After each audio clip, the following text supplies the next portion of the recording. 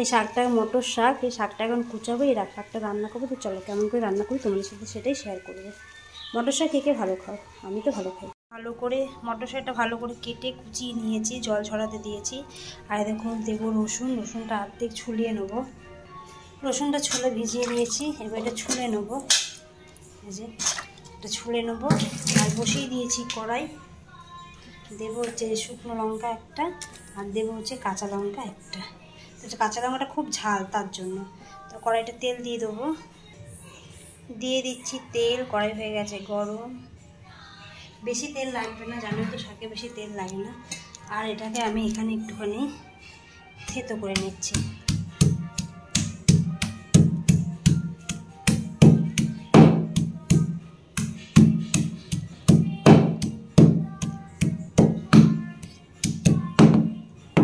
থেতো করে নিলাম, দিয়ে দেবো তেলে। এই দেখো এবার আমি দিয়ে দেবো শুকনো লঙ্কাটা, দিয়ে দিচ্ছি। তেল হয়ে গেছে।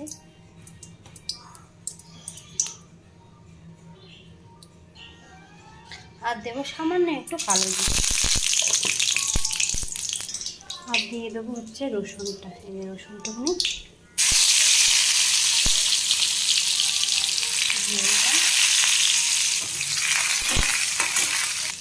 এবার দিয়ে দেবো শাক।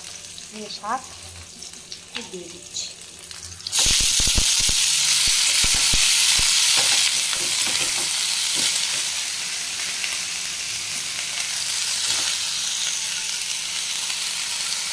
দেখো সব শাকটা দিয়ে দিয়েছি, দিয়ে কোনটুকুনি হয়ে গেছে, আরও কমে যাবে, একদম শাক তো অল্পই হয়ে যাবে। তো আমি যে লঙ্কাটা চিড়ে রেখেছি, তো লঙ্কাটা দিয়ে দেবো। লঙ্কাটা খুব ঝাল, তার জন্য একটাই দিলাম, আর আমরা ঝাল কম খাই। আর দিয়ে দেবো একটু হলুদ, আর দিয়ে দেবো একটু নুন। অল্পই দেবো, পরে লাগলে আবার একটু দিয়ে দেবো, কারণ নুনটা না বেশি দিয়ে ভালো লাগবে না। তো হোক। আর দিয়ে দিলাম সামান্য একটু চিনি, বেশি না, অল্প জাস্ট। এবার এটাকে দেখো জল ছাড়ছে, নুন দেওয়াতে কতটা জল ছাড়ছে। দেখো দেখো কত জল ছাড়ছে, করছি না।